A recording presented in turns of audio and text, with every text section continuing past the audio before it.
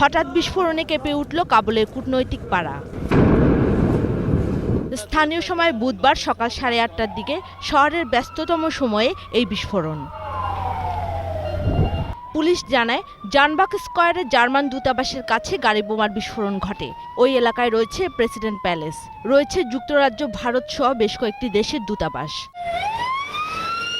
প্রত্যক্ষদর্শীরা জানায়, বিস্ফোরণটি এত শক্তিশালী ছিল যে এতে কয়েকশো মিটার দূরের ঘরবাড়িও ক্ষতিগ্রস্ত হয়েছে। নিহতদের অধিকাংশই বেসামরিক নাগরিক। এখনও দূতাবাসের কোনো কর্মীর নিহতের খবর পাওয়া যায়নি। আহতদের কাবুলের বিভিন্ন হাসপাতালে ভর্তি করা হয়েছে। সাম্প্রতিক মাসগুলোতে কাবুলে বেশ কয়েকটি প্রাণঘাতী হামলার ঘটনা ঘটেছে। তবে প্রায় 10 ফুট উচ্চতার দেয়াল আর কড়া নিরাপত্তা বেষ্টনীর মাঝে কিভাবে এ ধরনের হামলা ঘটল তা নিয়ে প্রশ্ন উঠেছে। দুলি মল্লিক, 21 টেলিভিশন।